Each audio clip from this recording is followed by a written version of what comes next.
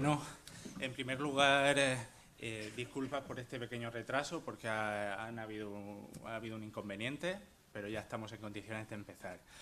Yo soy Julio Mulero, profesor del Departamento de Matemáticas de la Universidad de Alicante y soy el responsable de la organización de las charlas de divulgación científica y en concreto pues, de este ciclo Conciencias.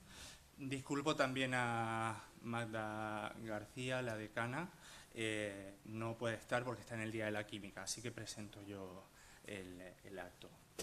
Estimados compañeros, compañeras, amigos, amigas, alumnos, alumnas, a todos aquellos y aquellas que estáis aquí presentes, de forma presencial, obviamente, y por streaming.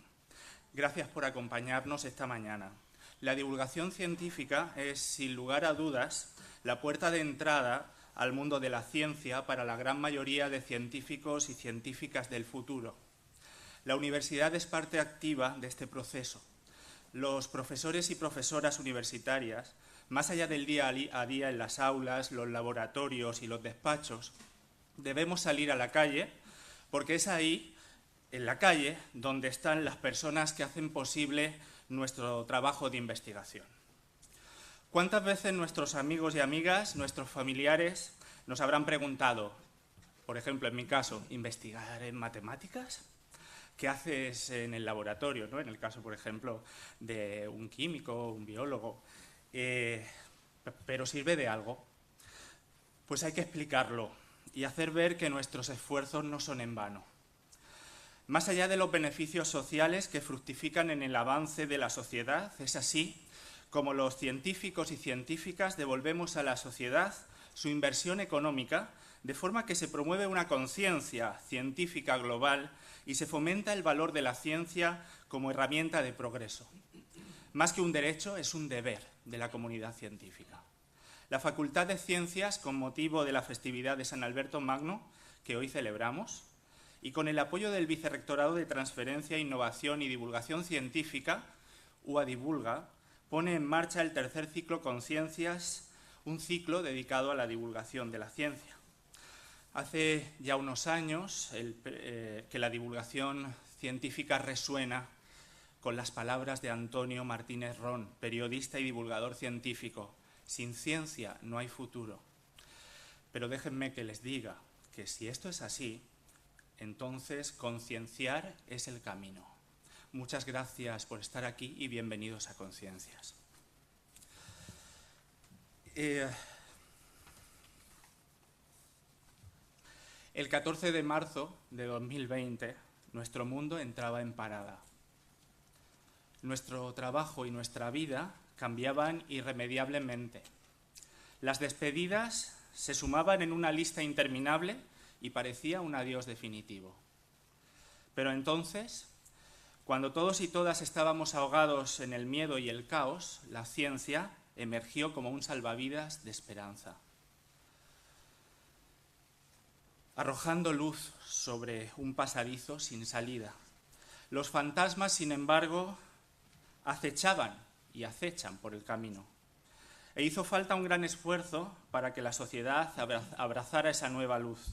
Había que explicar bien qué decían los datos, cómo hablaban las gráficas, qué decían las probabilidades. Había que concienciar sobre la inmunidad, la acción de los virus, el rumbo de las vacunas. Había que hablar de forma clara, sencilla y rigurosa, para todos los públicos. Había que resultar empático, natural, serio al mismo tiempo. Era el momento de la ciencia y su comunicación. Por eso hoy, el día del patrón de la ciencia, San Alberto Magno, abrimos Conciencias con un homenaje a la ciencia en mayúsculas y a los científicos y científicas. Y lo celebramos a lo grande, de la mano de dos grandes divulgadores, Mariola Molina y Alfredo Corell. En dos conferencias cortas de alrededor de media hora para poner voz a la estadística y la inmunología, dos de las principales herramientas que han hecho posible que estemos aquí viéndonos las caras, los ojos e incluso la sonrisa. Gracias a todos y a todas por acompañarnos en esta celebración. Si os parece, procedo a presentar a la primera ponente, Mariola Molina. A continuación nos bajamos, Alfredo, y ya empieza Mariola. Bueno, Mariola es doctora en Matemáticas por la Universidad de Alicante y profesora del Departamento de Matemáticas de esta universidad. Al margen de su trayectoria investigadora, centrada, por supuesto, en la estadística y con alguna incursión en la medicina, ¿no? Haciendo aplicaciones a la medicina, nadie como ella sabe lo importante que es esforzarse en allanar el camino a nuestros estudiantes durante la labor realizada como coordinadora del grado en Matemáticas. Abrir la puerta a los profesionales del futuro como actual directora del Secretariado de Acceso y Orientación Universitaria de la Universidad de Alicante. Promover en ellos y en ellas el talento matemático como parte, que fue y que es, del equipo de Stalmat, un programa de la FECIT para la estimulación del talento matemático. Y, por supuesto, de concienciar y difundir la importancia social de las matemáticas y la estadística como miembro, entre otras cosas, del Grupo de Divulgación Matemática DIMATES del Departamento de Matemáticas de la Facultad, trabajando en innovación docente, preparando rutas matemáticas, publicando artículos de innovación, proponiendo conferencias, organizando actividades, participando en la Noche de los Investigadores y respiro. Pero permítanme compartir con ustedes mi admiración y mi cariño personal hacia Mariola desde un punto más humano, porque Mariola es más que un referente. Es, ante todo, una buena amiga de aquellas que suman, casi que multiplican, y sobre todo de aquellas con cuyo apoyo sabes que no vas a fallar. Muchas gracias por acompañarnos esta mañana. Les dejo con ella, con Mariola Molina y su conferencia Estadística en Pandemia.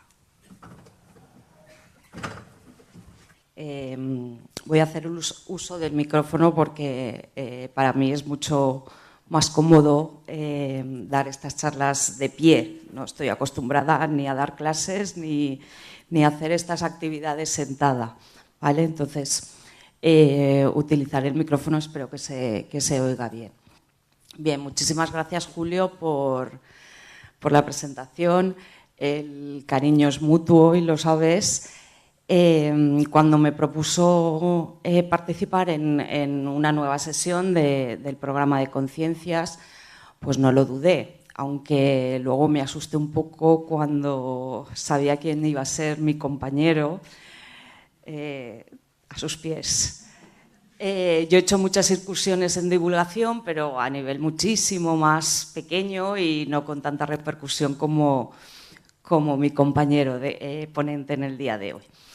Bien, lo que en esas charlas que yo participo en la divulgación siempre hablo de estadística y procuro siempre hablar de alguna manera de la estadística que nos rodea, la estadística que manejamos habitualmente. Cuando Julio me lo propuso, pues no sabía muy bien de qué hablar, pero al ver a mi compañero, pues ya tuve claro que me iba a centrar en estos 3 años, ¿vale?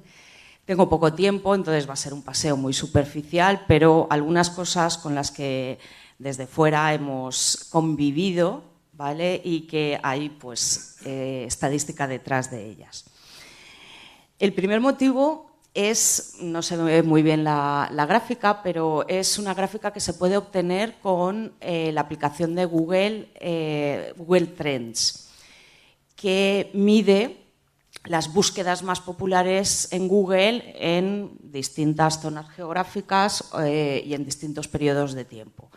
Las puntuaciones están normalizadas según ámbitos geográficos y temporales, pero lo que podemos observar ahí pues es un pico muy grande y si viéramos bien cuál es la línea del tiempo, pues observaríamos que ese pico de ahí, aún no he dicho que he buscado ahí, pero ese pico de ahí corresponde a el periodo entre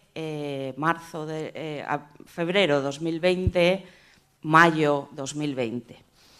Bueno, el tema que puse para que me hiciera la gráfica fue estadística.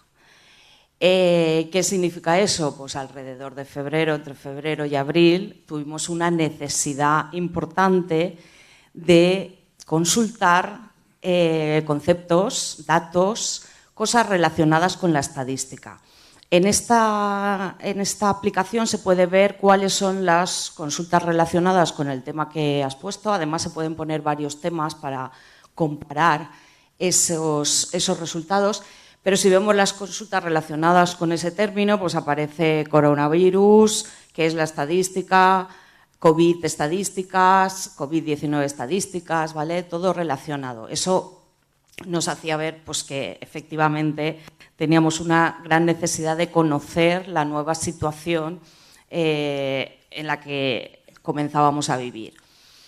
He hecho también un esfuerzo de recuperar noticias, las paso muy rápidas, son noticias de estos 3 últimos años con las que nos hemos convivido, y en todas ellas pues, aparece en el cuerpo de la noticia pues, algo relacionado con la estadística, bien sea un conjunto de datos, bien sea un estudio estadístico, etcétera.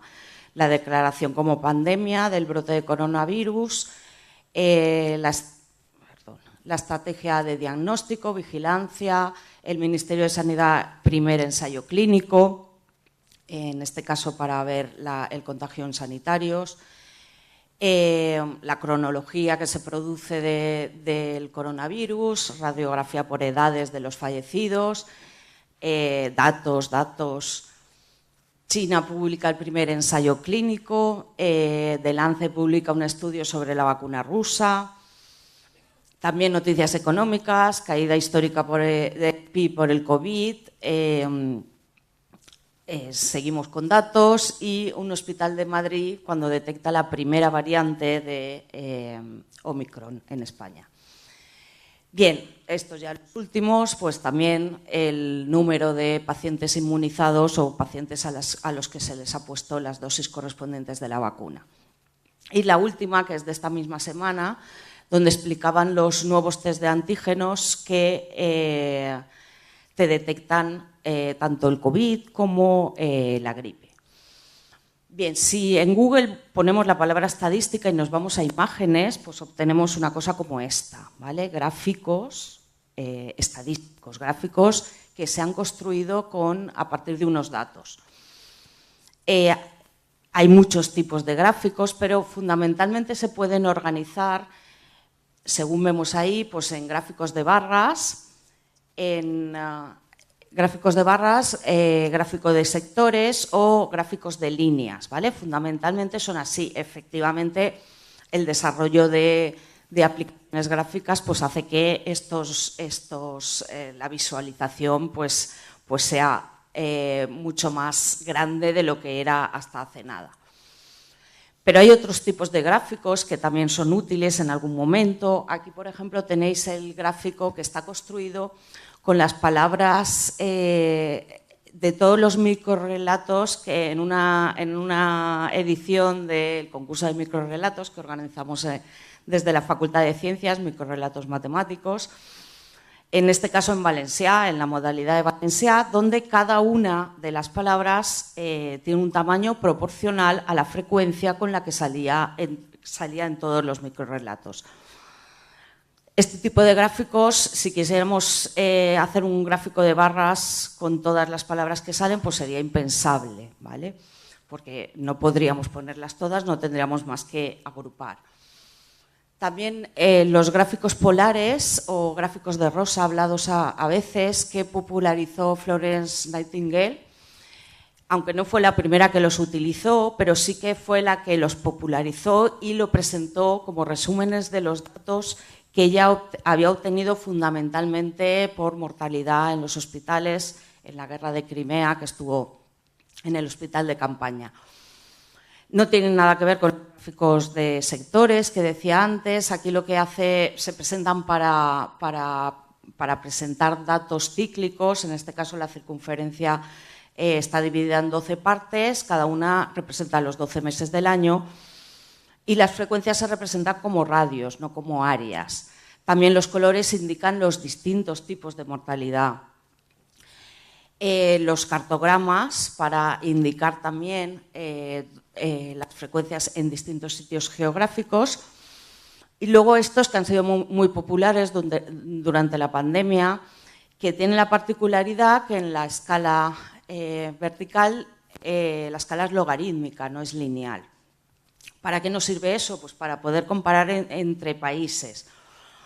Porque si se produce en un país, por ejemplo, un aumento de tenía 5 fallecidos el día anterior y pasa a 10, el incremento ha sido de 5. En otro país, de 50 a 55, el incremento sigue siendo el mismo, pero la proporción no es la misma. En el primer caso ha duplicado el número de fallecidos, en el otro la proporción es mucho menor.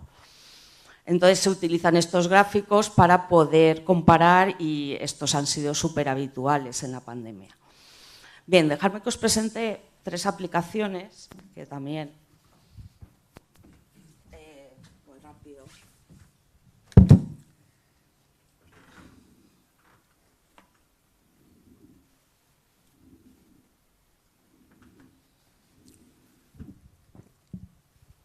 La primera de ellas es la de Gapminder, que lo que hace es, aquí tenemos otro tipo de gráficos, que son los gráficos de puntos, la nube de puntos, que enfrenta los datos de 2 variables, pero mucho más pues visual.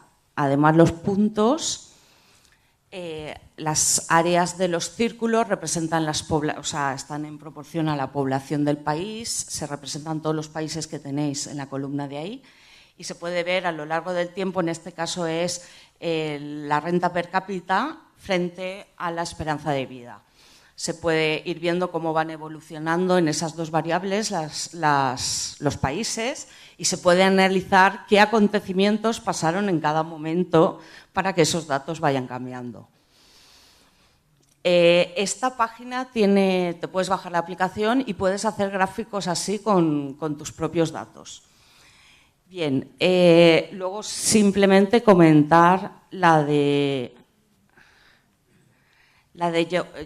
Johns Hopkins, que es pues un referente ya con datos de la pandemia, y la NextStrain, que es ya más especializada con datos de genoma de los patógenos. Bien, lo importante en los gráficos tiene que ser una herramienta que nos sirva, que exprese bien las escalas que ponemos, tienen que ser correctas y que reflejen bien la realidad, que no lleve a equívocos. Aquí no se ve bien, pero las barras, si hacemos bien la escala, que no está bien hecha, realmente la situación correcta sería la de la derecha. En un principio parece que hay mucha diferencia, pero realmente si la representación está bien hecha, pues ya no hay tanta. Lo mismo, no cortar parte de la gráfica. En el tenemos 2 grupos, ¿vale? Si nos quedamos con la gráfica de la izquierda, pues parece que la diferencia ha sido muy grande, pero si vemos el gráfico completo, pues la cosa ha cambiado bastante. Intentar huir de los gráficos de sectores. No digo que no se puedan utilizar, pero nos cuesta mucho más ver las áreas que ver las longitudes, ¿vale? Entonces, el gráfico de la izquierda es más difícil de interpretar que lo que tenemos en el gráfico de la derecha. Y, por supuesto, ya en 3D y girados, absolutamente nada. Tampoco, cuando enfrentamos varias gráficas, tampoco debemos utilizar escalas diferentes, porque eso nos puede llevar a confusión. Esta sería la representación correcta, tenemos la misma escala para todas las comunidades, ¿vale? Bien, y termino, dejo los gráficos ya. Aquí os dejo el peor gráfico de la semana, no hagáis nada parecido nunca, está todo mal, ¿vale? Ese tuit, desde que lo vi, me lo guardé y lo he utilizado. Bien, pero la estadística es mucho más, aparte de la recogida de datos y la representación de esos datos. Si nos vamos a la RAE, encontramos la definición estadístico-estadística.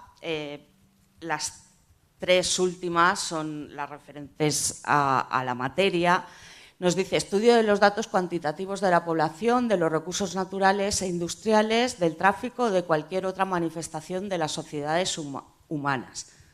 La segunda, conjunto de estos datos. Y finalmente, la rama de la matemática, que utiliza grandes conjuntos de datos numéricos, yo añadiría o pequeños, para obtener inferencias basadas en el cálculo de probabilidades.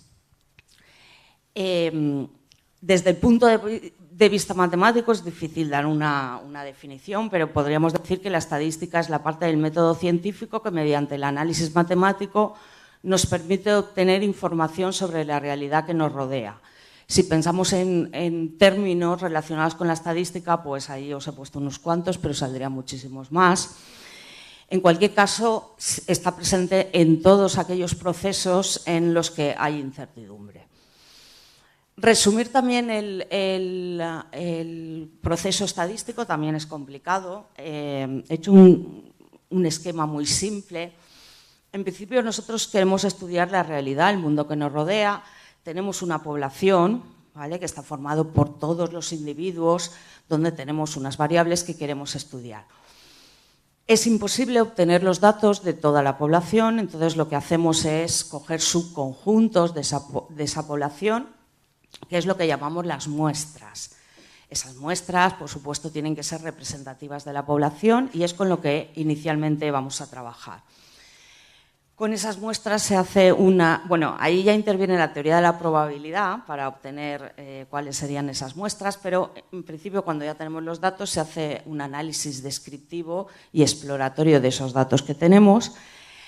Luego el siguiente paso sería construir y validar los modelos para esos datos que tenemos y aquí ya interviene pues, la teoría de la probabilidad y la inferencia estadística.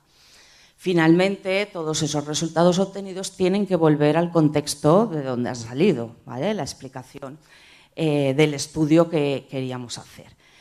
Bien, pues este es el modo natural de introducir la estadística en aquellas titulaciones en las que esta materia se imparte. Primero una estadística descriptiva, luego la teoría de la probabilidad y finalmente la inferencia estadística. Bien, vuelvo a utilizar la gráfica de Google Trends. En este caso he puesto lo mismo, pero en todo el periodo que me dejaba. Y observamos un pico, este de aquí sería el pico que hemos estado antes, y ahora observamos también un pico en el 2013. ¿Qué pasó en el 2013? Pues en el 2013 se declaró el Año Internacional de la Estadística, ¿vale? También hubo numerosas actividades de divulgación. Y la excusa para declarar ese año internacional fue el aniversario de dos obras muy importantes, curiosamente más hacia la teoría de la probabilidad. La primera, El arte de conjeturar, de Bernoulli, y la segunda, de Thomas Bayes. Vamos a hablar un poquito de los Bernoulli muy rápidamente. Los Bernoulli eran una saga que dio grandes matemáticos y abordaron numerosos problemas, tanto en matemáticas como en física, aunque curiosamente el patriarca no quería que estudiaran matemáticas, ¿vale? De hecho, Jacob estudió matemáticas a escondidas y también se las explicó a su hermano a escondidas, ¿vale? Bien, pues a él se le debe la obra que contiene, bueno, aparte de otras cosas de matemáticas, pero contiene pues todo el análisis combinatorio, toda la recopilación de la probabilidad hasta entonces siempre relacionada con los juegos de azar, y luego una última sección donde empieza ya a hacer inferencia estadística y aplica esos resultados a algunos problemas administrativos, como por ejemplo el reparto de herencias. Fallece en 1705 y deja la obra sin concluir. Y es su sobrino Nicolás el que edita la obra e intenta completar esa última sección que ha dejado inconclusa, pero no puede, ¿vale? Y decide editarla tal y como la dejó su tío. Bueno, simplemente comentar un poquito eso, y ahí os he dejado una página donde suelo buscar, siempre es una buena página donde se recogen las biografías de todos los matemáticos y otros temas. Son biografías bastante sencillas, pero con numerosas referencias para completar la información. Bien, el segundo de los protagonistas de ese año internacional de la estadística fue Thomas Bayes, que es el que trabaja con él, bueno, ya se había trabajado, pero el que necesito introducir ahora simplemente la probabilidad condicionada, ¿vale? Con un ejemplo muy gráfico. Imaginaros que tenemos el experimento de lanzar un dado y estamos interesados en el suceso sacar un 1 frente, o sea, nuestro éxito, digamos, sería sacar un 1. Con lo cual tenemos el suceso A, que está formado solo por el 1, y el complementario, que serían todos los demás resultados, ¿vale? La probabilidad de obtener un 1 al lanzar un dado legal, pues sería un sexto, todos coincidiríamos. Pero ¿qué ocurre si yo tengo la información de que el resultado ha sido impar? Pues esa probabilidad me cambia y pasa de un sexto que valía al principio y ahora ya esa probabilidad pasa a valer un tercio, ¿vale? Eso es la probabilidad condicionada y era lo que utilizó Bayes en su teorema. No me voy a meter, simplemente llama a las probabilidades iniciales, son las probabilidades a priori, pero luego cuando sabe de un suceso que ha ocurrido, entonces esas probabilidades cambian y son las llamadas probabilidades a posteriori. Bien, ¿por qué me parase un poquito en Bayes? Pues porque lo voy a utilizar en las pruebas diagnósticas. Hemos vivido esta pandemia rodeados de test de antígenos, PCRs, ¿vale? Entonces vamos a hablar un poquito de eso. Se llama prueba diagnóstica en medicina, si hay algún médico en la sala que me corrija si no es así, a cualquier proceso más o menos complejo que pretenda determinar en un paciente la presencia de cierta condición supuestamente patológica, no susceptible de ser observada directamente. Por supuesto, pruebas diagnósticas se pueden hacer fuera de la medicina en numerosos campos. Bien, estamos interesados en saber lo buenas que son esas pruebas diagnósticas. Cuando nos hacemos un test de antígenos queremos saber si ese test funciona o no funciona. Bien, pues hay numerosas medidas estadísticas que evalúan de alguna manera la calidad de los test, pero las más conocidas y las que más se usan son la sensibilidad, que indica la capacidad de la prueba para detectar a un sujeto enfermo, ¿vale? Y la especificidad, que indica la capacidad de detectar sujetos sanos cuando efectivamente lo están. Fueron introducidas en 1947 en relación a los diagnósticos con rayos X. Bien, pues en base a la probabilidad condicionada que acabamos de comprobar, la sensibilidad se podría escribir como la probabilidad de que el test ha dado positivo dado que estás enfermo, mientras que la especificidad sería la probabilidad de que el test ha dado negativo dado que estás sano, no estás enfermo. Bien, aquí tenéis pues una tabla. Imaginaros que nosotros tenemos clasificados los pacientes como enfermos y no enfermos, una muestra de tamaño n. ¿Vale? En la primera columna, los enfermos, en la segunda columna, el total, serían los no enfermos. Entonces, nosotros tenemos una prueba diagnóstica nueva y la aplicamos sobre esos individuos de nuestra muestra.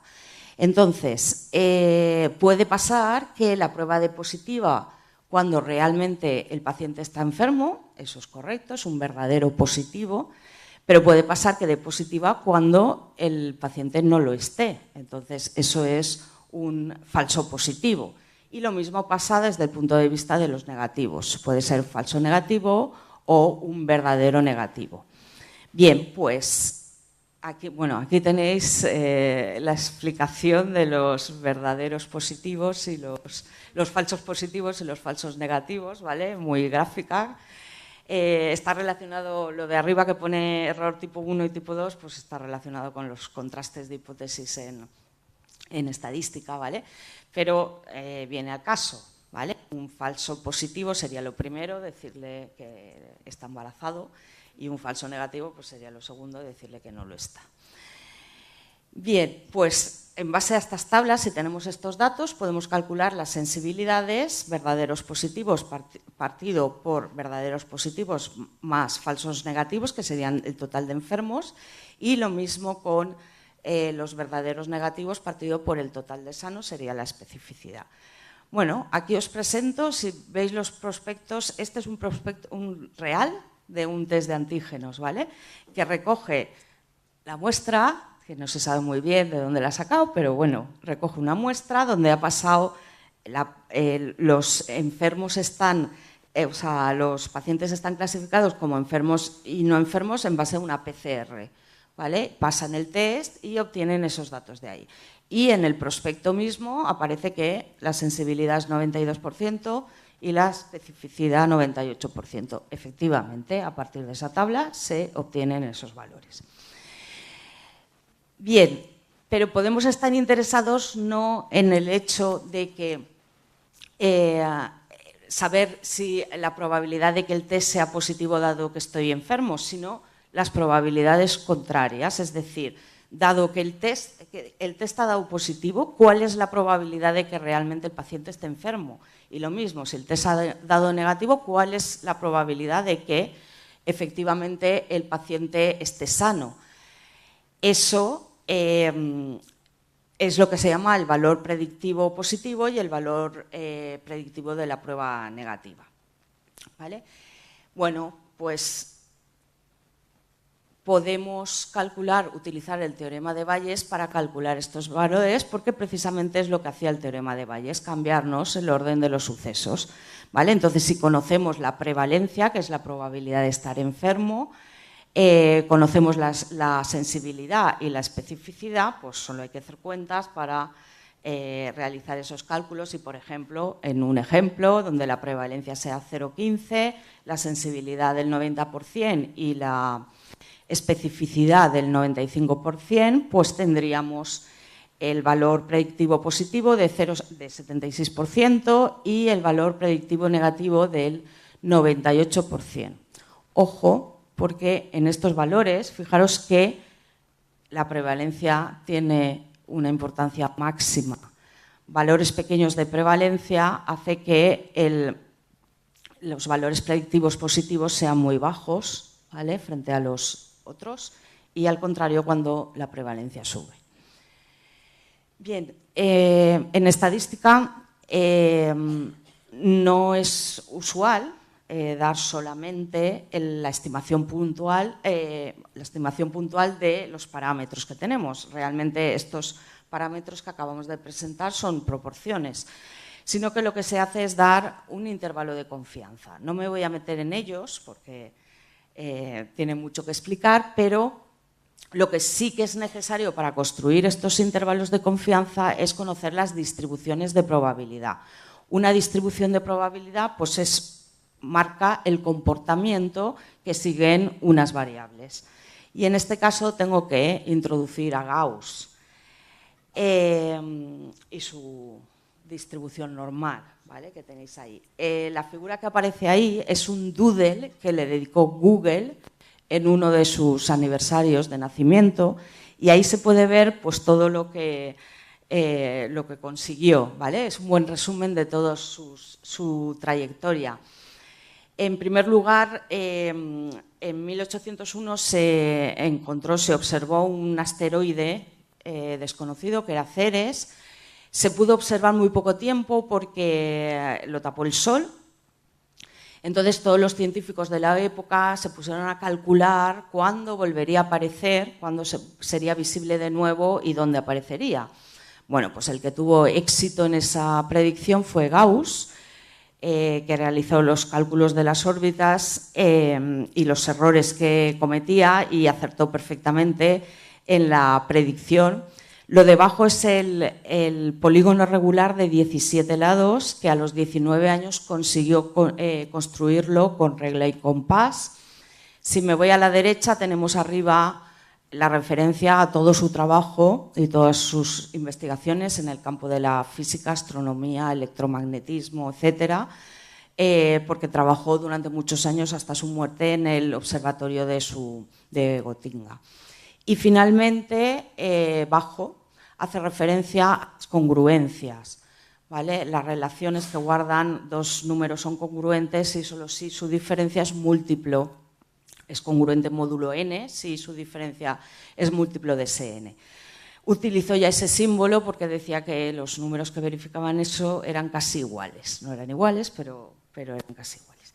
Bien, por lo que lo saco aquí es por la distribución normal, ¿vale?, que encontró computando los errores que cometía en las observaciones astronómicas, quiso que cuando al morir le esculpieran en la lápida o en la tumba el polígono correspondiente, pero el cantero en cuestión dijo que era imposible, que eso quedaba un círculo y que eso no se podía hacer.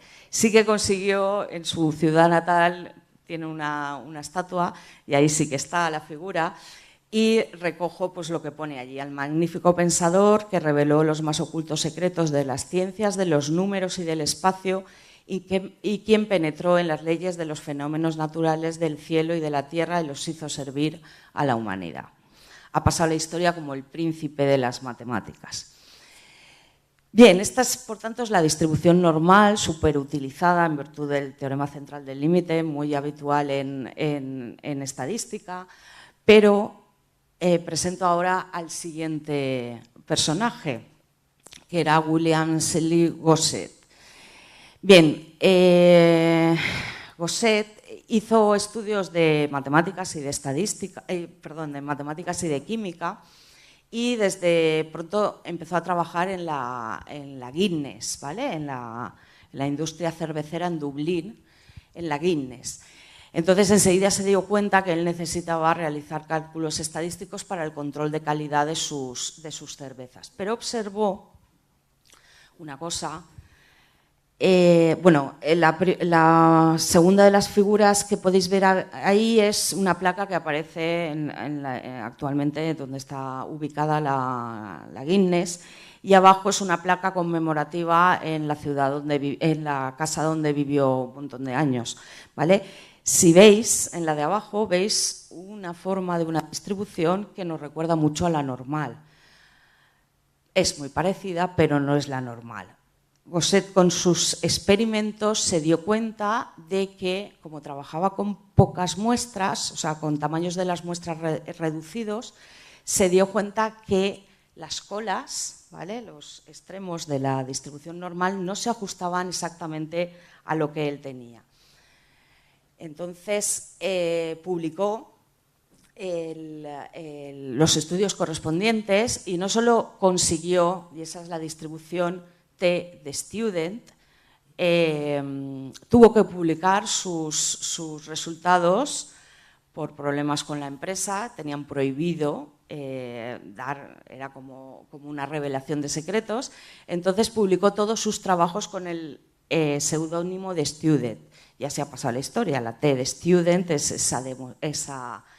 esa distribución que tenemos ahí.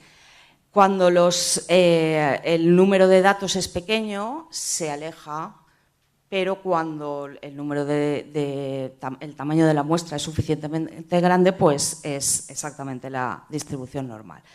Bueno, como curiosidad, Gosset lo que hizo fue no solo demostrarlo analíticamente, sino que también hizo un verdadero ejercicio de simulación tan utilizada actualmente.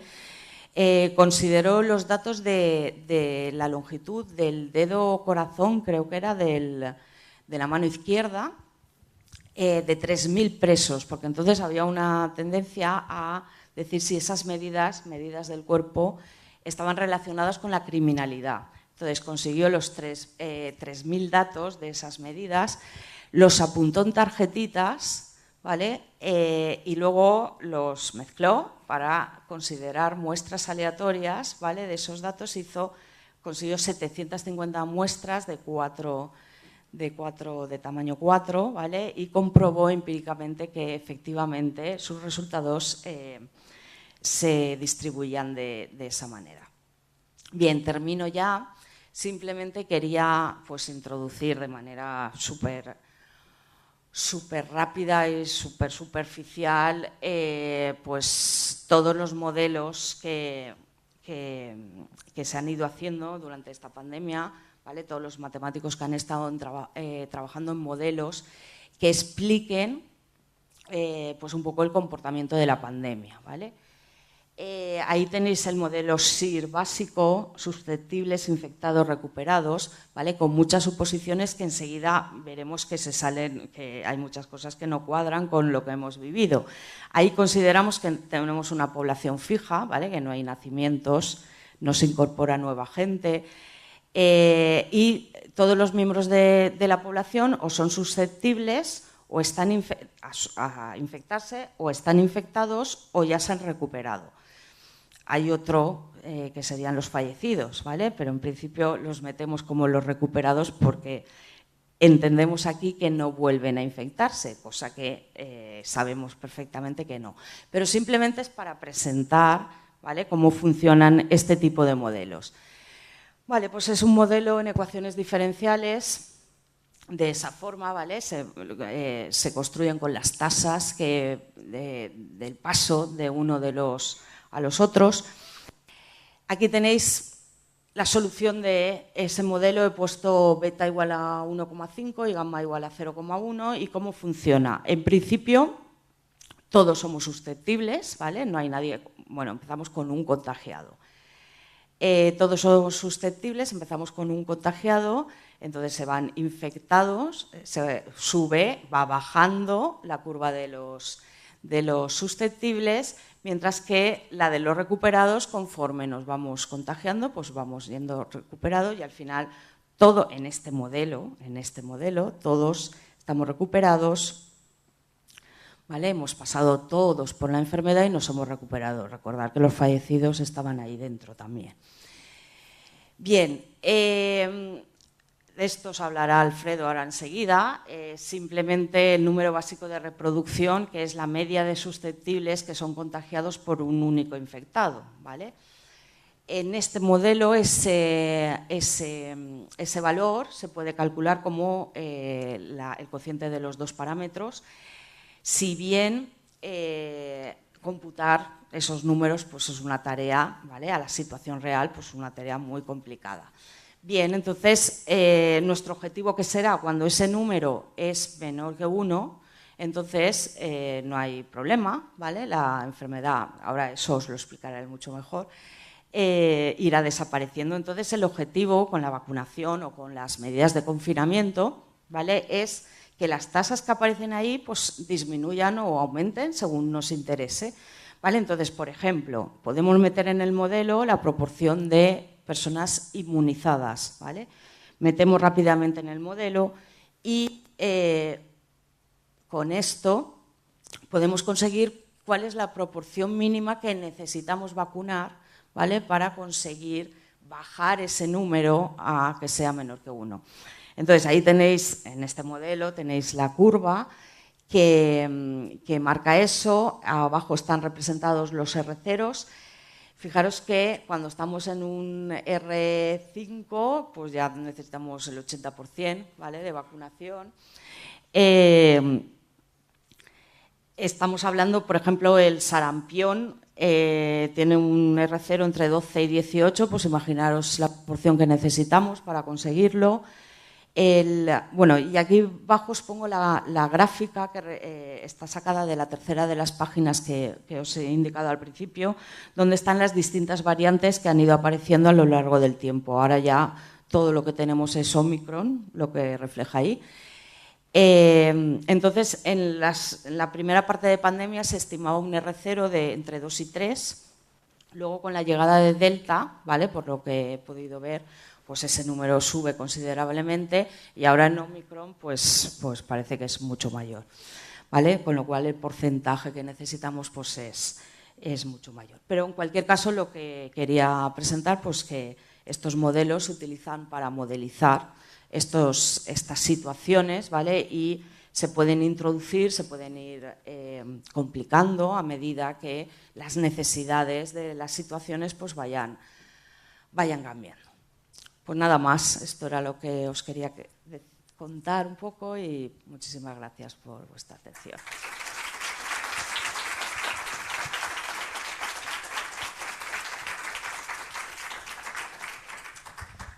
Bueno, no sé si hay alguna pregunta. Si tenéis algún comentario, alguna pregunta, quizás es el momento. ¿No? Y si no, pues Alfredo, te invito a subir, vamos para arriba. Yo simplemente comentar que qué importante es la estadística, qué importante es las matemáticas, no por nada, ¿no? Sino que es una ciencia sobre la que se apoya tantísimo el progreso, ¿no?, de la sociedad. y que siempre está, como diría una compañera, entre bambalinas, a la retaguardia, no a la espera, sino actuando. Está siempre ahí dando soporte y apoyo a todas esas cosas tan importantes, ¿no?, para el avance. Pues yo prefiero hablar por aquí. Os presento entonces ya a Alfredo Corell. Alfredo es doctor en Biología por la Universidad Complutense de Madrid y profesor del Departamento de Pediatría, Inmunología, Obstetricia y Ginecología, Nutrición y Bromatología, Psiquiatría e Historia de la Ciencia de la Universidad de Valladolid. Te ha costado, Respiro. Alfredo ha construido su carrera docente e investigadora, cuajada de éxitos, en torno a la inmunología, desarrollando numerosos proyectos de investigación y, como no, de innovación docente en la línea de Inmunomedia y recibiendo, por ejemplo, el premio Educa Banca Mejor Docente Universitario de España.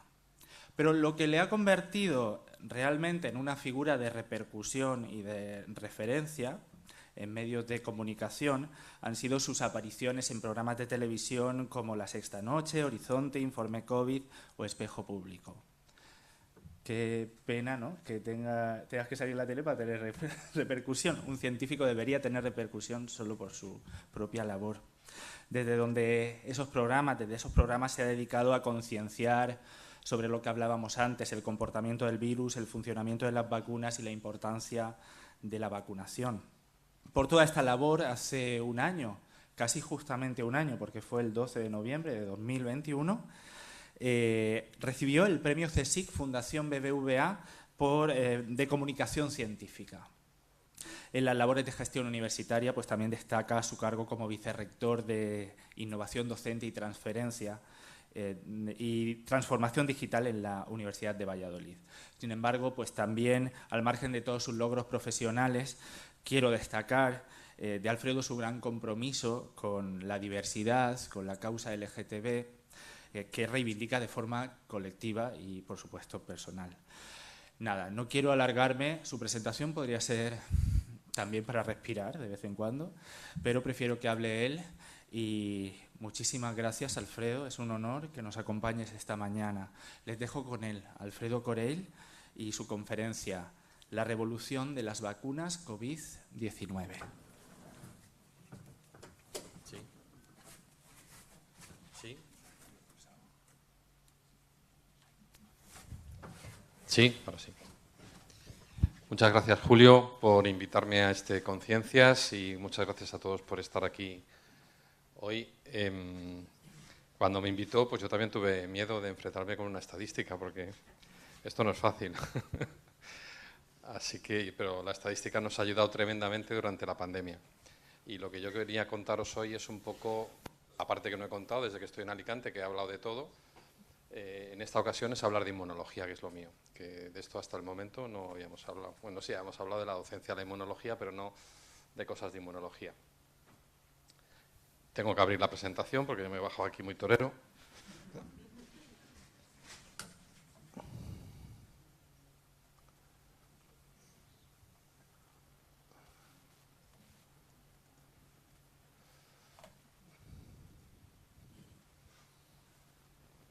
Y realmente deciros que el desarrollo que han tenido las vacunas COVID ha sido una auténtica revolución y que solamente las personas que desde cerca trabajamos en cosas similares entendemos el impacto que ha tenido y que va a tener, porque la terapia con ARN modificado, desde luego la vamos a ver, ya ha eclosionado y la vamos a ver subir exponencialmente en los próximos años. Pero aquí vengo a hablar de mi libro, que es La inmunidad. Igual que ha sacado Mariola la definición de estadística, pues yo traía la definición de inmunidad. Y la palabra inmunidad surge en la antigua Roma con este concepto de inmunitas, que se compone de dos palabras, que son in, que es libre o negación, no, y munus, que es impuesto. O sea, que se define como inmunes a las personas que están libres o exentas de pagar impuestos. Esto ha llegado hasta nuestros tiempos, por supuesto, porque tenemos inmunidad diplomática. y se utiliza además este concepto para personas que están por encima de las leyes, no se les aplica determinadas leyes por su condición. Y de hecho ha sido una cosa controvertida, como sabéis, en los últimos meses, esta inmunidad. Pero este concepto también los romanos lo utilizan, hay algún escrito para personas que han pasado una enfermedad y que quedan inmunes. Ellos ya perciben que personas que se han infectado va a ser difícil que se vuelvan a infectar. Pero ahí queda, y durante toda la Edad Media pues, ha habido mucho silencio sobre la palabra inmunidad. Así que, ¿de dónde salen las vacunas? Pues hay que irse a la antigua Turquía y al Oriente Asiático, y más o menos hay registros hacia el siglo XVI, aunque probablemente se hiciera esta práctica mucho antes de una práctica previa a la vacunación que se llama la variolización. La variolización, si veis este dibujo, consistía en insuflar a este niño por un tubo puede ser de bambú, o también hay otros tubos metálicos más pequeñitos, pero son en el fondo pues, como una pajita de las de beber, un tubo hueco, y se le insufla un polvo. ¿Qué contiene este polvo que se le introduce por la nariz al niño? Pues contiene los restos de una llaga de la viruela, cuando la persona ya está a punto de curarse. Imaginaros lo empírico que es todo esto, predecir que alguien está a punto de curarse. Entonces, de esas llagas se coge el pus, se seca, y ese polvito seco es lo que se administra por vía intranasal. Entonces, había mucho interés en esta época en hacer esto porque la viruela era mortal en muchos casos, con un porcentaje alto, pero las personas que la superaban les quedaban marcas de por vida. Entonces, bueno, pues uno de los motivos por los que les interesaba esto era para que las prostitutas no quedaran marcadas sus pieles. Así que había mucho interés y esto se practicaba en varios países. Y, por supuesto, como era empírico, había gente que con esta práctica moría porque tenía una enfermedad grave y se lo llevaba por delante. Pero lo cierto es que funcionaba razonablemente bien, aunque no estaba estudiado científicamente ni teníamos estadísticos en aquella época que lo documentaran. Las famosas PES y los éxitos estadísticos no lo sabemos. Pero una lady inglesa, que además era una mujer muy adelantada para su tiempo y a la que no se le ha dado, yo creo que suficiente prestigio y suficiente empaque, Lady Marie Montagu es la mujer del embajador británico en Constantinopla. Y ella ve esta práctica allí en Turquía y la incorpora cuando vuelven nada menos que a Inglaterra. Además de Lady Marie, hubo otro médico italiano que también la observó y la llevó por el continente. O sea que llegó a Europa por dos vías, por las Islas Británicas, a través de esta mujer, y por el continente. Y esta mujer la presentó esta técnica en la Royal Society y además la practicó con sus propios hijos. O sea que se empezó a hacer esta práctica en Inglaterra, y esto es un poco el nacimiento de las vacunas, porque esta práctica es la que observa Edward Jenner poquitos años después. Lady Marie está volviendo a Inglaterra en torno al 1718 y Jenner ya a finales del siglo XVIII es cuando pone en marcha la vacunación. ¿Cuál es la principal aportación de Jenner en este proceso? Sustituye el polvito de la persona por un polvito de vaca. Observan que las vaqueras, al ordeñar, están tocando las ubres de las vacas y que sufren una viruela muy leve, que es la viruela de la vaca, pero que se quedan inmunizadas frente a la viruela humana. Entonces, como observan esto, que las vaqueras pues, están como inmunizadas de modo natural por el contacto con el virus de la vaca, bueno, pues lo que hace es sustituir la inoculación del virus humano por el virus de la vaca. Por eso se llaman vacunas, ¿no? Porque vienen de la vaca. Y la vía de administración también la cambia un poquito. En vez de administrarlo por vía intranasal, lo que hace es que hace una pequeña incisión en el brazo y lo inocula por vía subcutánea. Y bueno, pues este proceso empieza en 1796 y para que sepáis, ya en esa época había antivacunas. Los primeros antivacunas de esta época era la propia Iglesia, que decía que vacunar era alterar el orden natural de lo que quería Dios, que la gente se infectara y se muriera. Entonces, fueron uno de los primeros antivacunas en aquella época. Pero es que luego hay gráficos de esa época en la que las personas vacunadas les ponen cara de toro y cara de vaca. Como les estaban administrando un virus de la vaca, pues hay gráficos de esa época con estas memes que llamaríamos hoy en día. En los vacunados nos salía cara de vaca. Y aquí hubo una importante aportación española y hubo un reto, yo creo que tan importante, o casi tan importante como el que hemos tenido en el año 2021. que en el año 2021 ha sido la conservación de las vacunas, porque son unas sustancias muy inestables las que están utilizando. Y en aquella época, el rey español Carlos IV, apenas 6 años después de esto, promueve o paga la expedición filantrópica de la vacuna, que además la conocéis muy bien porque la lideraba un médico alicantino, que conocéis perfectamente, Balmis, y que a bordo de un barco, el María Pita, sale de La Coruña en el año 1803. Son 7 años después de que Jenner invente la vacuna, es decir, fue inmediato y España hizo una contribución fantástica a la inmunización de medio planeta, ¿no? Se ha hecho muy famosa recientemente y además se le ha dedicado a un hospital, también una mujer que fue importante en esta expedición, que es Isabel Zendal, y que era la madre de uno de los niños que viajaban en la expedición y además era la que llevaba la directora del orfanato y enfermera. Entonces, bueno, pues se embarcó aquí a 22 niños. Ya sabéis que la vacuna en esa época se cogía de la llaga de la vaca y se guardaba en unos algodoncitos entre 2 portas de cristal. Claro, eso se lacraba y podía igual conservarse 15 días, un mes, no mucho más. No teníamos neveras ni nada por el estilo.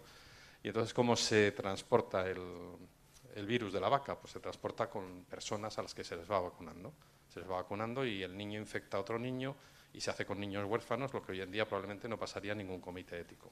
Esto estoy absolutamente seguro. Y de esa expedición inicial que primero en Canarias,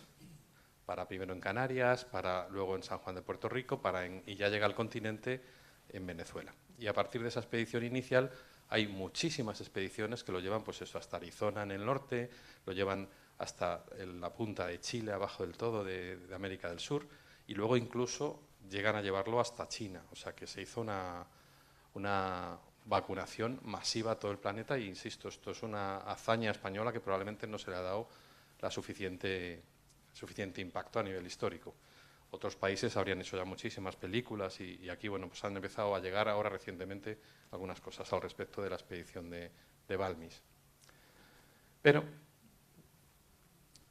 se rebautiza el concepto de inmunidad. Y este concepto de inmunidad de los romanos, que hasta ese momento es el que teníamos, sufrió un cambio en la época de Pasteur. Pasteur le conocéis por muchos motivos, ha sido un microbiólogo ilustrísimo y lo consideramos el padre de la inmunología moderna, porque aparte de la pasteurización, él rebautiza la palabra inmunidad con otras dos palabras a su vez, in, que ahora no es negación, en este caso él se refiere desde el interior, y munera significa muro o defensa, con lo cual se define la inmunidad como las defensas desde el interior. Y este es el concepto que prevalece hasta el día de hoy. Son un siglo después, prácticamente, de Jenner, y importantísimo, él sin saberlo, uno de sus becarios descubrió, sin saberlo y por un error, la primera vacuna atenuada del laboratorio, porque estaban trabajando con el cólera del pollo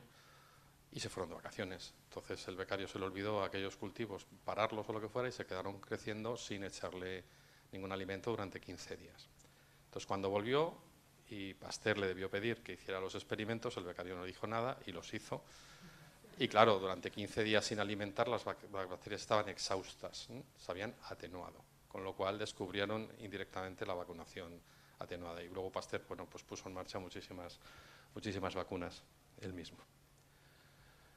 Pero llegamos a la inmunidad y estamos hablando de un virus, ahora ya llegamos a 2020, el SARS-CoV-2 y un virus, y qué defensas son las que tenemos. Y aquí voy a hacer un poco voy a sacar un poco el puño del inmunólogo que reivindica las células, porque ciertamente que el gran público y sobre todo muchas autoridades sanitarias están fiando toda la inmunidad frente al virus a los anticuerpos. Y esto está generando que entremos en esta dinámica, en este bucle de vacuna tras vacuna tras vacuna para subir el número de anticuerpos, probablemente sin ser necesario. Porque cuando nos infectamos, la inmunidad específica, la inmunidad de élite que tenemos, estos anticuerpos y estas células de memoria no se empiezan a detectar hasta que pasan aproximadamente 7 días, ¿no? A partir de esos 7 días encontramos células T, encontramos anticuerpos, aquí los veis en amarillo, pero se empiezan a generar al 5º o 6º día aproximadamente. ¿Y qué pasa antes? Estamos expuestos al virus sin nada con lo que defendernos, no. Tenemos un montón de herramientas, entre las que están las células asesinas naturales. Tenemos otra cosa que habréis oído hablar, los interferones, a los que se les echó la culpa de esa tormenta de citocinas cuando fallaban en los momentos iniciales de la respuesta. Y tenemos otras células, todo el conjunto de elementos, de moléculas y de células de estos primeros días, lo llamamos inmunidad innata y nos ayuda mucho. Y esto esta gráfica la pongo básicamente para que veáis que no son anticuerpos todo. Entonces, ¿qué pasa cuando nos inmunizamos? Nos podemos inmunizar de dos maneras con anticuerpos. Una natural, porque tengamos la infección, y otra artificial, porque nos vacunemos. Lo que pasa es que si nos infectamos o nos vacunamos, la primera vez lo que producimos es un anticuerpo, que lo veis en naranja, que se llama la inmunoglobulina M. Y esa inmunoglobulina M, más o menos, a los 15 días llega al máximo y empieza a declinar, empieza a dejar de producirse y se sustituye habitualmente, aunque puede fallar esto, pero habitualmente se sustituye por inmunoglobulina G. Así que según baja la M en naranja, veis la subida de la G en azul. Y la G pasa un tiempo que en cada infección es distinto, y se va perdiendo. Esto es lógico. Si tuviéramos los anticuerpos frente a todo lo que estamos respondiendo a lo largo de nuestra vida altos en sangre, no tendríamos sangre, tendríamos gelatina. No habría un exceso de proteínas. Entonces llega un momento en que tienen que declinar, pero eso no es que estemos perdiendo posibilidades de respuesta, estamos perdiendo inmediatez de la respuesta, pero no probabilidades de responder, porque las células, que sí que tienen además mucha vida larga en nuestra sangre, pueden volver a producir los anticuerpos como en 4 o 5 días, no más. Así que si nos ponemos una segunda dosis, pues enseguida los anticuerpos se levantan, pero pasa un tiempo y vuelven a decaer. Y, pues están fallando las vacunas. No, está funcionando el cuerpo como tiene que funcionar. Los anticuerpos se producen y declinan con el tiempo. Y si me ponen una tercera, pues vuelve a suceder y probablemente me aumenten más que la primera y que la segunda dosis. La de refuerzo me aumentan más, pero cuando pasa el tiempo vuelven a declinar los anticuerpos, porque es como funciona el sistema inmunitario. Insisto, en algunas infecciones este declinado es mucho más rápido y en otras es mucho más lento y tenemos anticuerpos años después. Se ha visto en el caso concreto del COVID que más o menos el tiempo en el que empiezan a declinar, variando entre las personas, puede ser como en torno a medio año. Pero si yo dentro de un año no tengo anticuerpos detectables en sangre, pero me infecto, en muy pocos días mis células de memoria van a producir gran cantidad de anticuerpos y de nuevo, cuando lleguen al máximo, empezarán a declinar. Es como funciona esto. Y bueno, ¿cuál ha sido el boom? ¿Cuál ha sido la aportación de la vacunación en COVID? Aquí os he puesto gráficas de sitios de divulgación. Una de las mejores páginas para ver cómo han ido las vacunas es el periódico New York Times, que es este que veis aquí en 3 capturas distintas. Esta es del 21 y estas son 2 del 22, para que veáis cómo se han ido moviendo los números, que ha sido absolutamente vertiginoso. El número de candidatos que se están todavía testando. Y aquí no están incluidos los que están en fase preclínica, o sea, los que se están todavía moviendo en animales de laboratorio, porque cuando se diseña una vacuna se prueban 2 modelos animales, que suelen ser ratas y luego suelen ser simios, macacos habitualmente. Eso pone a España en un papel muy difícil porque no hay ningún laboratorio autorizado de macacos. Entonces, todos los experimentos que haya que hacer de cualquier fármaco en macacos hay que contratarlos fuera. Y eso ya nos pone una situación complicada.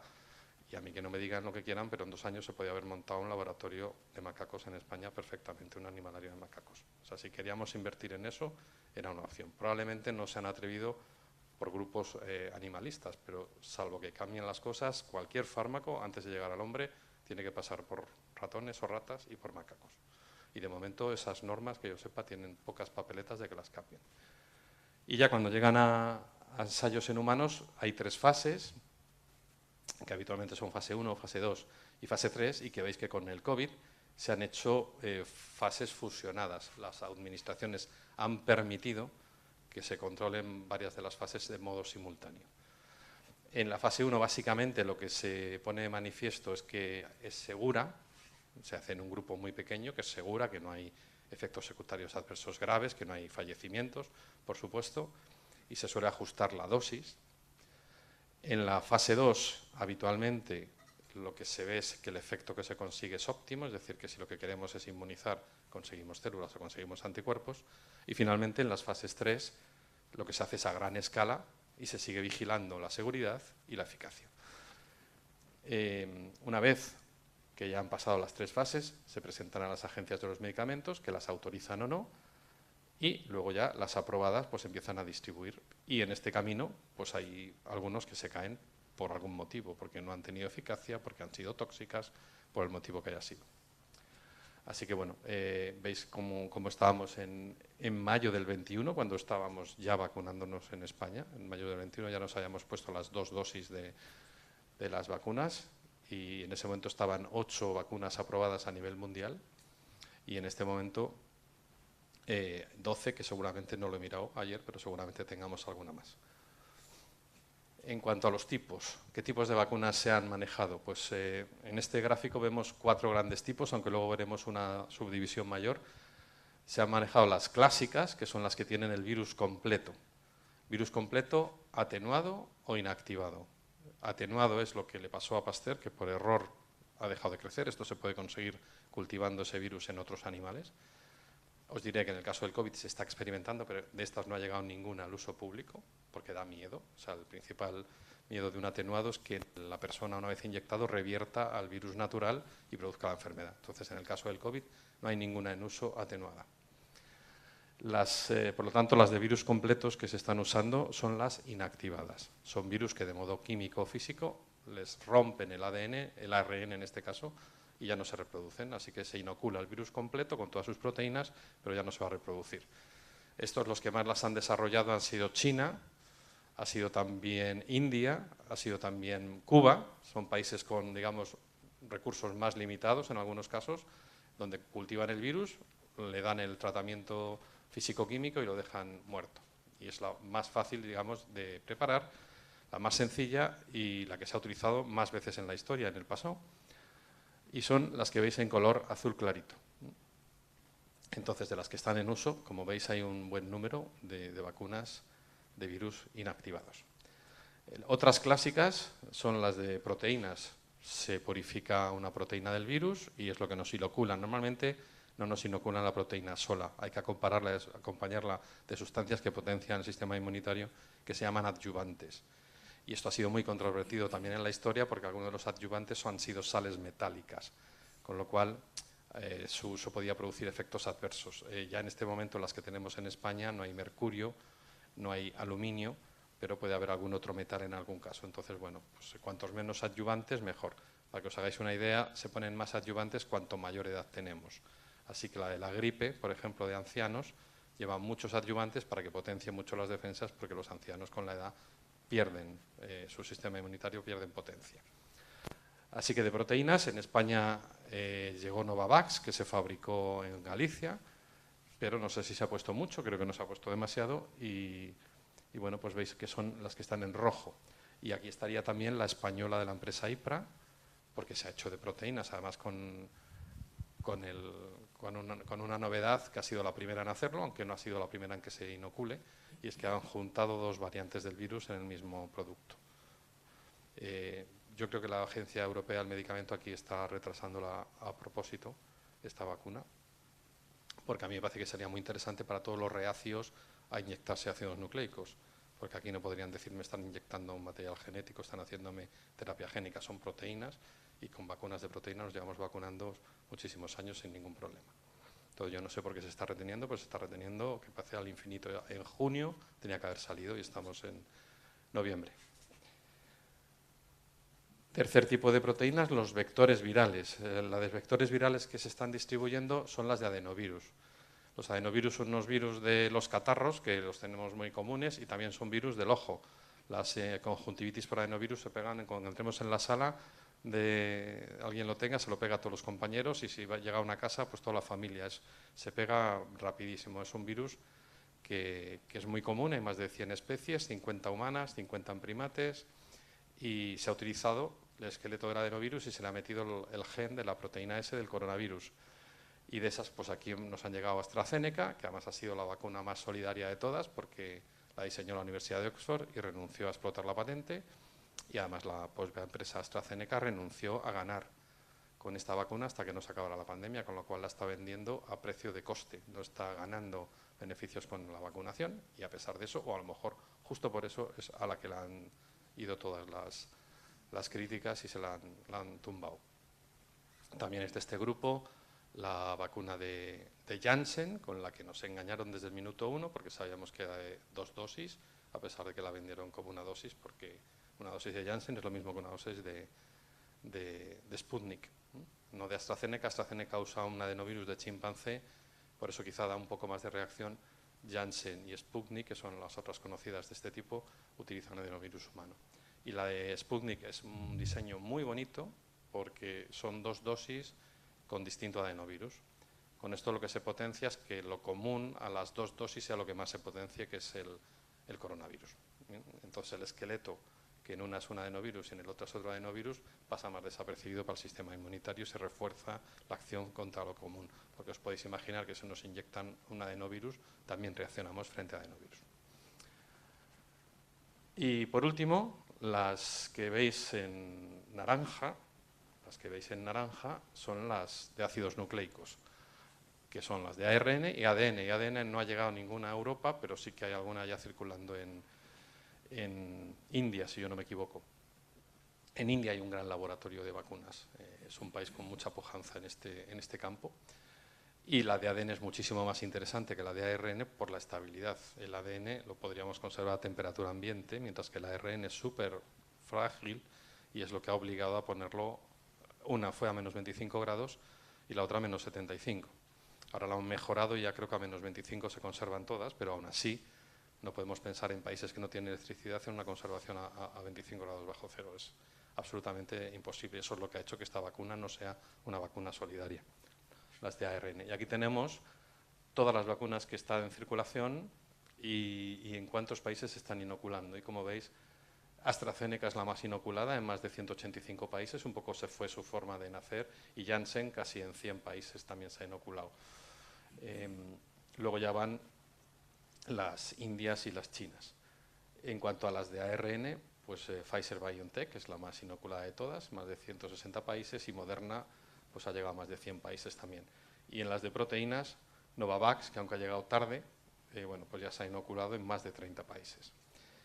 Y luego la de DNA, que es esta que veis abajo, azul oscuro, es India y de momento no se ha inoculado. Y esta es muy interesante, la que veis morada, es una vacuna sostenible, se ha hecho en Chicago, se ha hecho con unas partículas muy modernas que se llaman Virus-like Particles, VLCs, y entonces es un virus que se crece en la planta del tabaco, se infecta la planta del tabaco con el material genético y la planta del tabaco crece el virus dentro sin material genético, o sea, emula completamente el virus con su cubierta y con sus proteínas, pero no incluye dentro de la partícula, no se incluye ARN, con lo cual se inocula y sería como una vacuna inactivada perfecta. Esto se ha hecho, la empresa se llama Medicago y lo han hecho en Canadá y de momento solo se está usando, que yo sepa, en Canadá. Pero si esto funciona, yo creo que esto también va a ser una revolución en diseño de vacunas importante.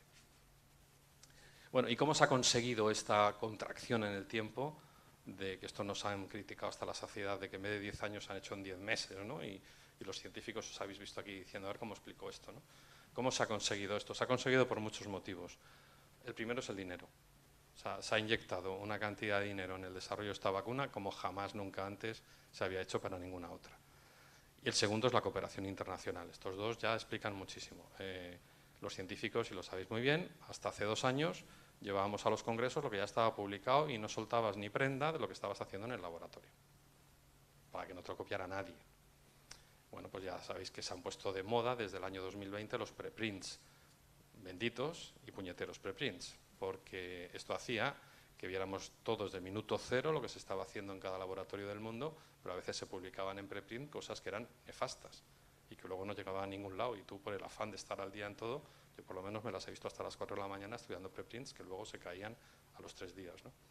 Entonces, bueno, esto ha permitido una colaboración sin precedentes y que si el virus estaba secuenciando en febrero, en enero se secuenció y en febrero se estaban fabricando AstraZeneca. Y en febrero empezó Juanes en España a fabricar su vacuna, es decir, tenían la información en minuto cero para empezar a trabajar.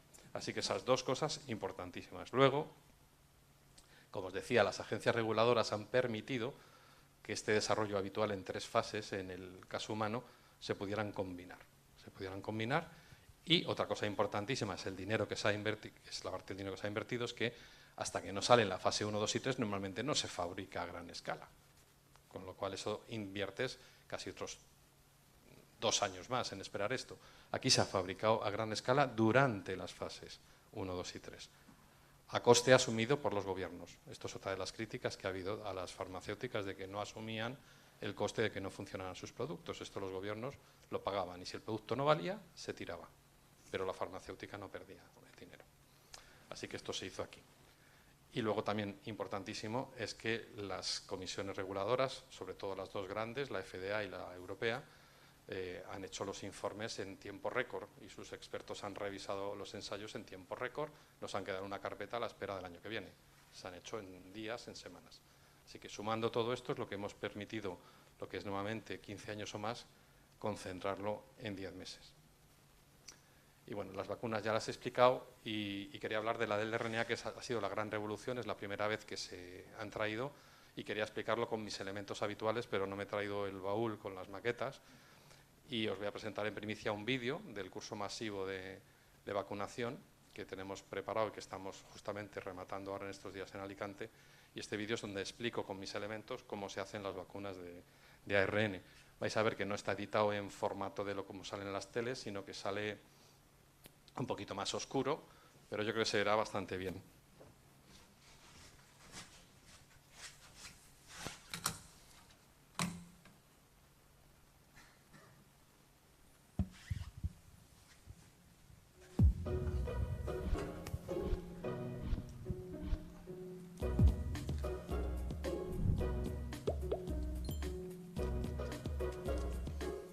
Vamos a ver en detalle cómo funcionarían las vacunas de ARN modificado para producir respuesta inmunitaria frente al coronavirus. El coronavirus, ya hemos visto en capítulos anteriores, es un virus esférico, tiene una superficie muy parecida a la de nuestras células y tiene proteínas que las hemos puesto simplificadas en 4 colores para acordarnos. Os recuerdo que la roja es la proteína llave que se une a una proteína de nuestras células, abre la cerradura y permite que el coronavirus entre al interior. Para las vacunas del ARN, el ARN del virus, que está dentro de su estructura, va a estar codificando para las 4 proteínas, la azul, la amarilla y la verde y la roja.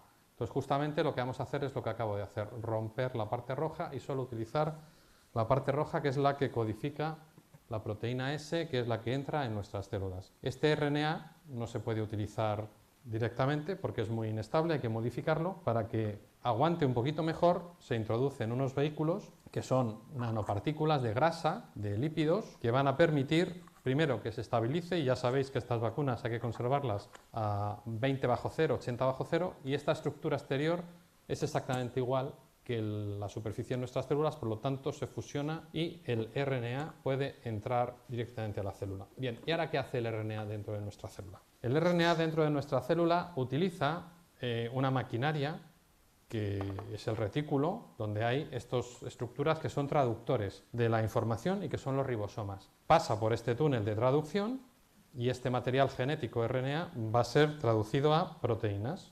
Entonces, distintos fragmentos rojos se van a sintetizar y solamente fragmentos rojos. Recordemos que el virus original tiene más, pero ahora, como solo hemos vacunado con el trozo del material genético rojo, solo tendremos fragmentos rojos. ¿Qué le va a pasar a estos fragmentos rojos? Pues tienen que enseñárselos nuestras células, estas en las que hemos introducido el material, tienen que enseñárselo al sistema inmunitario. ¿Cómo lo hacen? Pues dentro de unas proteínas que tenemos, que tienen agujeritos para poderlo hacer. Tenemos distintos tipos de proteínas y tendremos distintos tipos de fragmentos que se van a enseñar, pero todos, como veis, rojos. Y esto es lo que va a ver nuestro sistema inmunitario. Os recuerdo que quien ve esto son los linfocitos T, que controlan toda la respuesta inmune adaptativa, los linfocitos T cooperadores. Estos van a activar a las células B, que son las que producen esta estructura tan específica, las balas específicas que son los anticuerpos, y se van a producir anticuerpos, pero en esta ocasión solo anticuerpos frente a la proteína roja, porque solo estamos enseñándole al sistema inmunitario la proteína roja. Estos anticuerpos bloquearán la proteína roja. En el caso de que nos infecte el virus, no van a dejarle entrar en más células. Y esta sería la manera de funcionar. Aquí he dejado para que veáis el núcleo. El núcleo de nuestras células está formado por otro material genético que es de doble cadena, por eso tenemos aquí dos cadenas, es el ADN, y veis que hay trozos amarillos y trozos negros. ¿Qué se quiere significar con esto? Pues hay información, la negra, que no se va a ver en superficie, que es información muy relevante para nuestras células de cómo hay que construirlo todo, pero que luego no se ve. Es como cuando en casa montamos una estantería, pero luego los tornillos quedan en el interior ocultos y se ve solo el exterior tan bonito. Pues esto es igual. Tenemos zonas de información en negro que son necesarias para construir la célula, pero que luego no se ven, y solo se ve la parte amarilla. Y este ADN, que es de doble cadena como está ahí puesto, se compacta y se introduce con otras proteínas en esto que llamamos los cromosomas. Y estos cromosomas están dentro del núcleo de la célula. ¿Por qué estoy contando todo esto? Porque veis que no tiene ninguna interacción lo que hemos enseñado del ARN y de cómo funciona la vacuna del ARN con el núcleo. No hay ninguna interacción. O sea, no hay ninguna modificación genética realizada en esta célula. Nuestros genes siguen estando aquí en el interior de nuestro núcleo completamente intactos.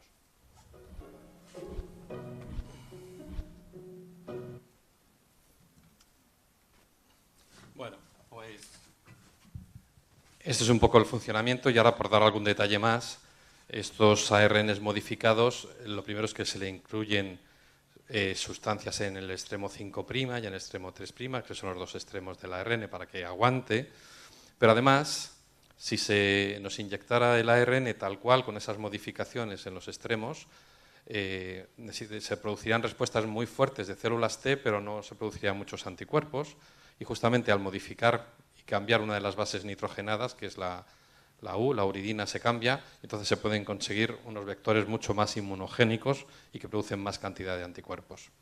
Y por último, por introducir un poco lo que está pasando con la vacuna española, con la vacuna en Juanes, frente a las que nos estamos inyectando, que es un ARN, digamos, convencional, que no se amplifica, ellos están trabajando con un ARN, por un lado, que no solo codifica la proteína S, sino todo el virus, aunque aquí no esté dibujado, pero lo más importante, lleva aquí unos genes que se llaman de replicasa, que lo que hace es que ese ARN se autorreplique dentro de las células. ¿Cuál es el objetivo de esto? Que con muy poca cantidad ese ARN en nuestras células se multiplique y se consiga mucho más efecto. Así, esta es la diferencia, digamos, entre el clásico, que es el que tendríamos aquí, y el que tiene replicasa. Así que, si pensamos un poco en el fondo, este que tiene replicasa casi que se convierte en el virus entero, porque se puede replicar dentro de nuestras células y, por lo tanto, hay muchísimas precauciones de usar este tipo de vacunas y hay que demostrar, por ejemplo, cómo se va a administrar por vía nasal, que no llega al cerebro, que no pasa la barrera hematoencefálica, y eso también hace que sea más complicado todo este proceso. Y ya, como os he dicho, además en España no tenemos macacos, con lo cual yo sé que lo último que estaba haciendo Juanes era buscar un laboratorio de macacos que probablemente iba a ser en China.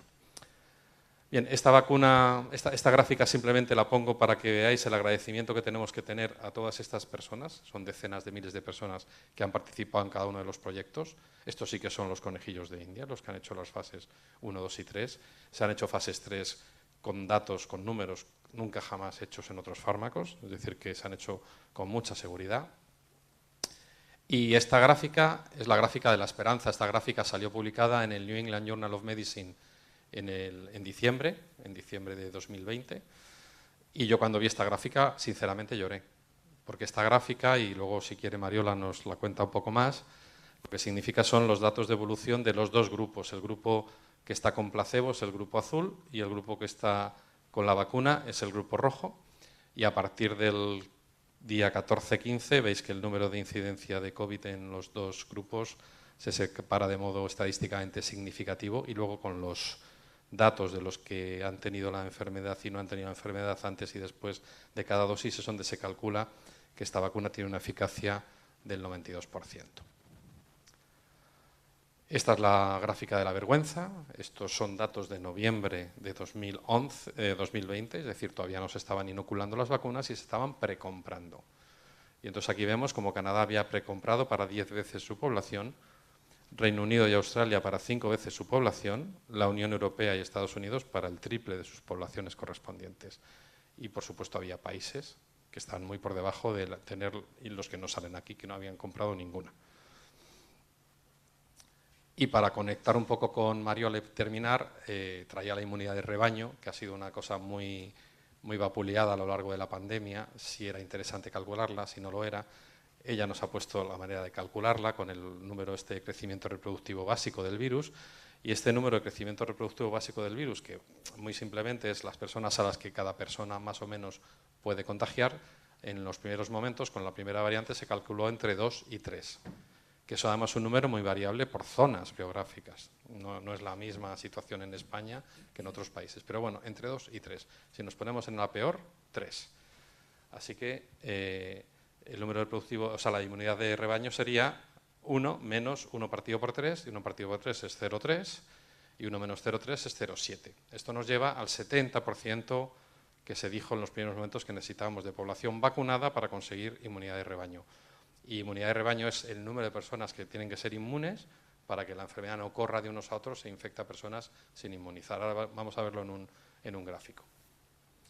Pero esa R0 ha ido cambiando con las variantes. Ese R0 era de 2 o 3 al principio, pero como bien ha dicho Mariola, fijaros dónde está el sarampión, con lo cual si calculáis con un número 16, 18 de R0, nos vamos a más de un 97% de necesidad de vacunar.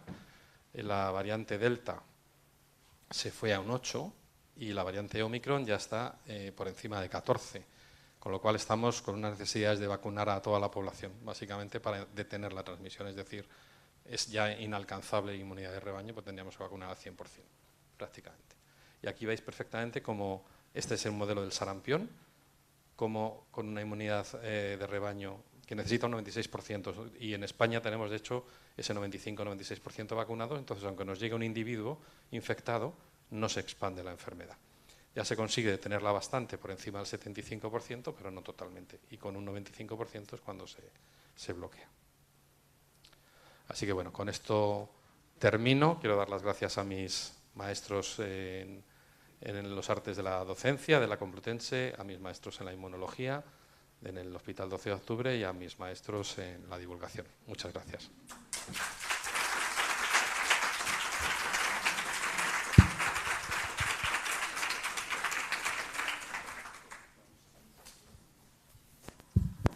Bueno, muchas gracias, Alfredo. No sé si hay alguna pregunta, algún comentario, alguna pregunta. Aprovechad que no está detrás de la pantalla, ¿no?